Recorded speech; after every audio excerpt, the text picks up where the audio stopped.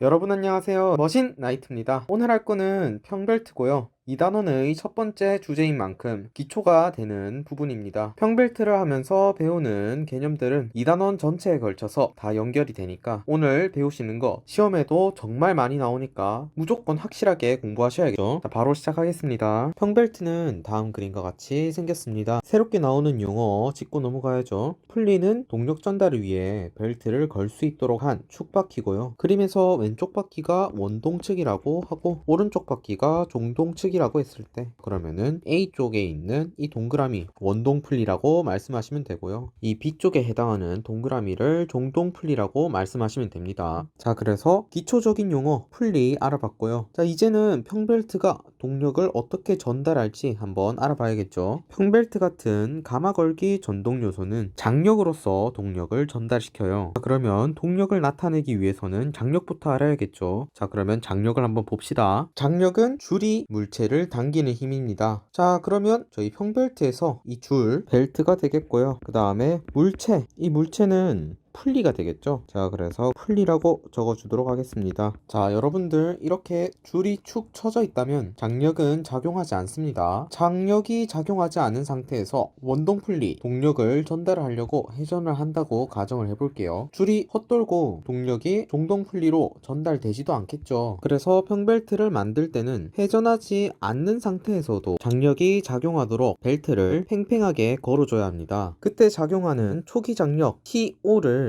그림에 표현해보면 이렇게 표현할 수 있겠죠. 장력은 벨트가 풀리를 당기는 힘이니까 방향은 이렇게 당기는 방향으로 표현해 줘야겠죠. 자, 동력을 전달시키려면 장력이 걸린 상태로 원동 풀리를 회전시켜야겠죠. 저는 원동 풀리를 시계 방향으로 회전하도록 하겠습니다. 시계 방향으로 원동 풀리를 회전하면 아래쪽의 벨트는 당겨지면서 추가적인 장력이 발생하고요. 그래서 플러스 DT 이렇게 써주도록 하겠습니다. 반대로 위쪽 벨트는 장력을 덜 받게 되겠죠. 마이너스 DT 이렇게 써주도록 할게요. 그래서 앞으로는 더 큰 장력을 긴장측 장력으로 말하고 기울어는 T라고 하겠습니다. 그리고 더 작게 받는 장력 있죠. 이 장력은 이완측 장력이라고 말하고 TS라고 기호를 붙이겠습니다. 가마걸기 전동 요소는 장력으로 동력을 전달한다고 했죠. 동력 H는 FV에서 이 F 회전력을 장력으로 표현할 수 있습니다. 이 회전력 F를 그림에 나타내면 접선 방향으로 이렇게 표현할 수 있겠죠. 이 회전력 F는 긴장측 장력에서 이완측 장력을 뺀 값이 되고요. 이때 기호를 붙여주는데 PE라고 말하고 유효장력이라고 읽어줍니다. 그래서 유효장력 PE가 원동풀리가 도는 방향으로 이렇게 작용하고 있죠. 자, 그런데 여기서 아니 긴장측 장력하고 이완측 장력 중에 긴장측 장력이 더 큰 값이니까 유효장력 PE는 반대 방향으로 작용해야 하는 거 아닌가요? 라고 질문하실 수 있어요. 여러분들 기본으로 돌아가 보자고요. 장력이 뭐죠? 장력은 벨트가 풀리를 당기는 힘이죠. 벨트가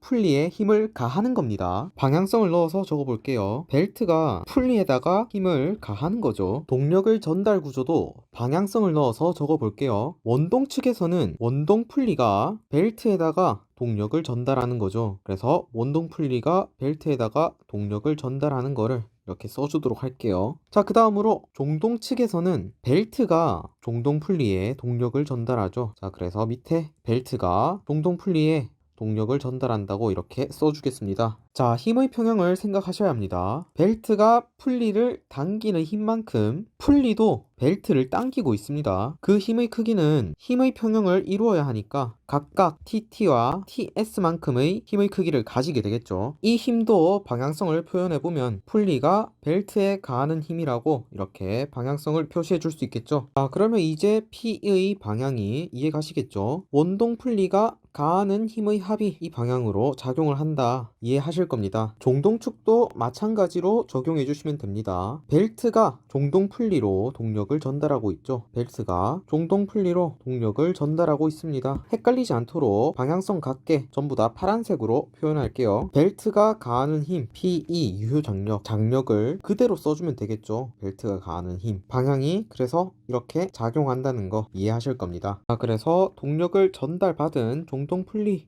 회전 방향은 이렇게 되겠네요. 여기까지 동력의 전달과 회전력 알아봤습니다. 그래서 오른쪽에 동력 H 간에서 판서를 다시 정리해 보도록 할게요. H는 FV였는데 이제부터 평벨트 같은 가마걸기 전동 요소에서는 이 F 문자 대신에 PE 유효 장력을 써주셔야 합니다. H는 P 곱하기 V에서 일단 V부터 정리하고 다음으로 PE 정리하겠습니다. V는 여러분들 아시다시피 6만분의 파이 dn이죠. 옆에 그림을 보시면 아시겠지만 원동풀리, 종동풀리 있으니까 속도비 개념 나오겠죠. I는 NA분의 NB 그리고 DB분의 DA 써주셔야죠. 다음으로 PE 유효 장력 앞에서 했다시피 긴장측 장력에서 이완측 장력 뺀 값이죠. 자, 그런데 여기서 새로운 개념이 나와서 문제에서 PE는 TT-TS 이 식을 그대로 사용하는 경우가 거의 없습니다. 장력비라는 개념이 나오는데요. E의 μ에세타는 장력비로 TS분의 TT입니다. 이 식을 유도해드리고 싶긴 한데 증명이 너무 길기도 하고 시험에 증명이 나오는 게 아니니까 생략을 하도록 할게요. 자, 그런데 중요한 것은 이 장력비를 유효 장력에다가 대입을 한 값, 그러니까 PE는 TT-TS 이 식으로 외우시지 마시고 이 대입을 해준 값 TT에다가 E의 μ에세타, E의 μ에세타 마이너스 1 이 식으로 외우시기 바랍니다. 우리는 수험자니까 이 식을 외우셔야 하는 거예요. 자, 장력비 판서에다가 정리해 주시고요. E의 μ에세타는 TS분의 TT다 적어주시고요. 그래서 μ는 마찰 계수인 거 아실 거고요. 세타가 뭐냐 궁금해 하실 텐데요. 세타는 접촉각으로서 바로 걸기일 때와 엇걸기일 때 접촉각의 식이 달라집니다. 자, 먼저 바로 걸기일 때는 접촉각 세타는 180-2의 사인 역함수에다가 20분의 D2-D1입니다.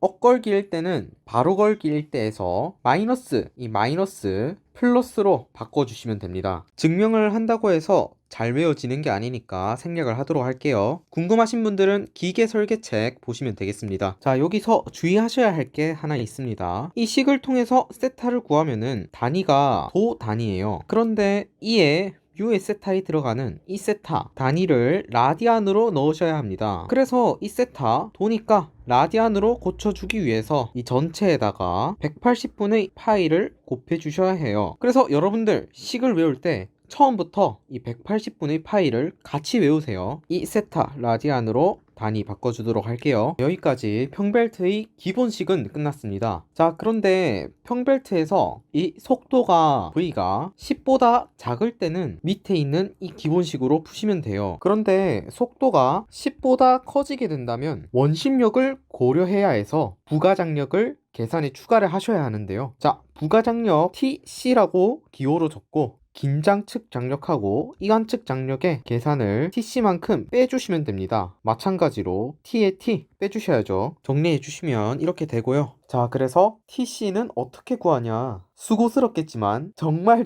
중요해서 다 적은 겁니다. 다 기출된 내용이고요. TC의 식 중에서 어떤 걸로 나오든 다 푸실 줄 알아야 합니다. 다른 거 다 아는데 TC 모르면 장력비 틀리게 되고 장력비 틀리면 유효장력 틀리고 동력도 틀리게 돼요. 다 연쇄작용이에요. 무조건 외우셔야 하는 식입니다. 외우실 때 문제에서 단위가 주어지니까 여기서 한글말들은 굳이 안 외우셔도 됩니다. 대신에 단위 무조건 다 외워주시고요. 단위 계산도 스스로 할 줄 아셔야 합니다. 단위 계산을 통해서 이 식이 이렇게 변형되는 것들 스스로 변형하실 줄 알아야 해요. 자, 그러면 한번 살펴보겠습니다. 부가장력의 단위 뉴턴이죠. 세로식을 한번 써볼게요. 뉴턴 적어주시고, 자, 여러분들 F는 MA 식 아시죠? 힘은 질량에다가 가속도 곱한 거. 이때 질량 M은 킬로그램이고요. A 가속도 미터 퍼 세컨드죠. 그래서 뉴턴이 킬로그램에다가 미터 퍼 세컨드 곱한 값이랑 같다. 이거 무조건 알고 계셔야 하고요. 자, 그러면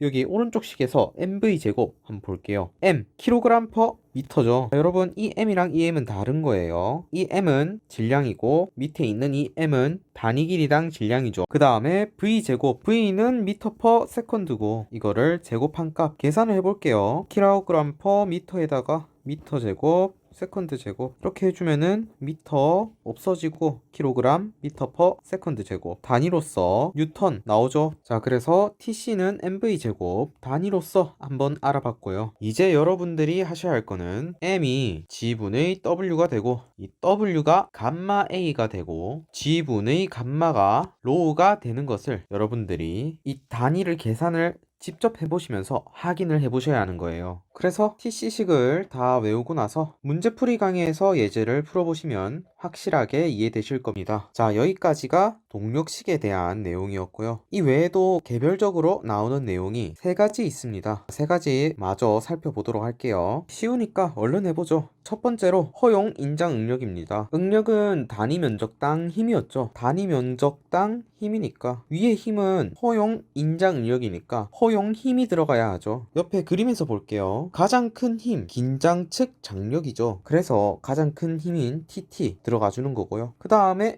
면적은 벨트의 단면적이 될 거니까 직사각형 형태가 되겠죠. 자, 그래서 B 벨트 나비에다가 T 벨트 두께를 곱해준 이 BT가 면적이 되고요. 그 다음에 이음 효율 문제에서 주어지면은 분모에다가 곱해주시면 되겠습니다. 그래서 이 시그마는 BT 에타분의 TT 이 식은 어렵지 않으니까 이해를 바탕으로 외워주시기 바래요. 그 다음 벨트 길이. 자, 이거 어딘가 익숙하죠? 롤러 체인 할 때 이 식 배웠습니다. 외우는 방법도 가르쳐 드렸으니까 여러분들 쉽게 외울 수 있을 거예요. 자, 여기서 한 가지만 더 추가하도록 할게요. 벨트 길이 이 식이 나오는 거는 바로 걸기일 때 식입니다. 그러면 엇걸기일 때 이 벨트 길이는 어떻게 되냐? 이 마이너스 있는 거 플러스로 바꿔주시면 됩니다. 여러분들 위에서 접촉각 세타 바로 걸기일 때는 전부 다 마이너스였고 엇걸기일 때 플러스로 바꿔줬었죠. 마찬가지입니다. 바로 걸기일 때는 마이너스, 엇걸기일 때는 플러스. 일관성이 있으니까 외우시기 편하시겠죠? 다음으로 Fmax 벨트에 의하여 축이 받는 최대 힘 알아보도록 하겠습니다. 그림을 보도록 할게요. 축에 가해지는 힘은 TS와 TT 이렇게 장력이 있었죠. 벨트에 의하여 축이 받는 최대 힘 TS와 TT의 합성 힘이겠죠. 여러분들 힘의 합성 고등학교 때 배우셨을 겁니다. 공식 기억해 주셔야 하고요. 여기에 코사인 180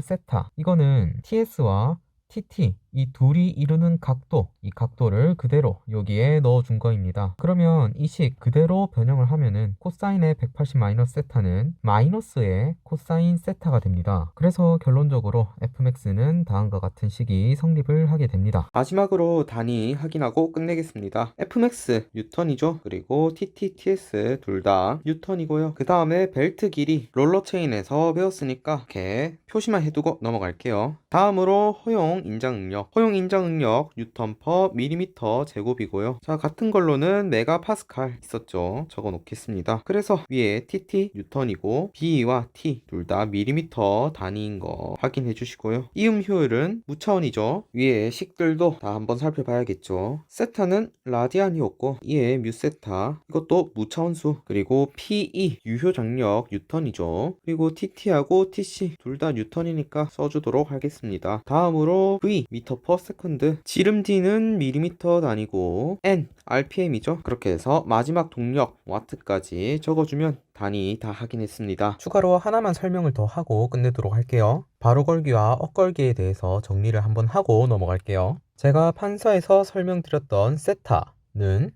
왼쪽 판서에서 보시면은 세타 1에 해당하는 겁니다. 세타 1에 해당하는 거를 제가 여기다가 보라색이 없는 거는 바로 걸기고 보라색이 있는 거는 엇걸기라고 제가 설명을 드렸었죠. 근데 사실은 바로 걸기를 보면은 이 각도가 세타 1이고 반대쪽에도 접촉각이 있죠. 이 접촉각을 세타 2라고 하겠습니다. 이 세타 1과 세타 2는 바로 걸기에서는 다른 값이에요. 엇걸기에서는 세타 1과 세타 2가 같은 값이에요. 자, 그러면 바로 걸기에서 세타1과 세타2는 서로 다른데 어떻게 다르냐? 여기 180에서 빼주면은 세타1이 되고 더해주면은 세타2가 됩니다. 그리고 우리가 동력을 구할 때 사용해야 하는 이 장력비에 들어가는 세타는 무조건 작은 값인 세타1을 대입을 해줘야 합니다. 장력비는 무조건 이에 뮤 세타1이고요. 가끔 학생들이 질문을 하더라고요. 그래서 여러분들 헷갈리지 말라고 제가 이렇게 정리를 한번 해드렸습니다. 여기까지 평벨트였습니다. 여러분들 오늘 어려웠죠? 당연한 겁니다. 왜냐하면 2단원의 첫 단원이라서 새로운 개념들이 정말 많이 나왔어요. 그렇지만 오늘 배운 것들은 2단원에 걸쳐서 계속 반복돼서 나옵니다. 여러분들 그래서 꼭 오늘 하시는 거 외워주셔야 하는 거예요. 암기를 해주셔야 하는 부분이에요. 강의 듣느라 정말 수고하셨고 다음 강의 문제풀이 시간에서 뵙겠습니다. 다들 수고하셨어요.